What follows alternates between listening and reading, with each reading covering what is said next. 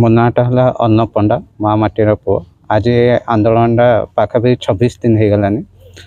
26 ଦିନ ହେଲା ପରେ ଏ ଆନ୍ଦୋଳନକୁ ନା ପ୍ରଶାସନ, ନା ରାଜ୍ୟ ସରକାର, ନା ଜିଲ୍ଲା କଲେକ୍ଟର କେହି ବି ଏ ଆନ୍ଦୋଳନ ସ୍ଥଳୀକୁ କେହି ଆସିନାହାନ୍ତି। ଯାହାଫଳରେ କି ମୁଁ ଆଜି କଳାପଟି ବାନ୍ଧି ଏ ଶାନ୍ତିପୂର୍ଣ୍ଣ ଭାବରେ ଆନ୍ଦୋଳନ କରିଛି।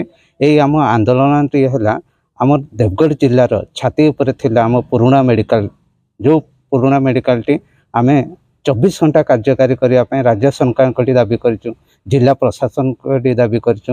ଆପଣ ନିଜେ ବି ଜାଣିଥିବେ ପୂର୍ବରୁ ଆପଣ 2-3 ମାସ ପୂର୍ବରୁ ଅଗଷ୍ଟ ମାସ ମୁଁ ନିଜେ ପଦଯାତ୍ରା କରି ମାନ୍ୟବର ମୁଖ୍ୟମନ୍ତ୍ରୀଙ୍କଠି ଦାବିପତ୍ର ଦେଇଥିଲି, ସ୍ୱାସ୍ଥ୍ୟମନ୍ତ୍ରୀଙ୍କଠି ଦାବିପତ୍ର ଦେଇଥିଲି। କିନ୍ତୁ ତାଙ୍କ ଦାବିପତ୍ର ଯେଉଁ ଆକାରରେ ନିର୍ଦ୍ଧାରଣ ସମୟ ହେଇଥିଲା ସେ ସମୟରେ କାର୍ଯ୍ୟକାରୀ ନ ହେବା ପରେ ବାଧ୍ୟ ହୋଇକି ମୁଁ ଧାରଣା ବସିଲି।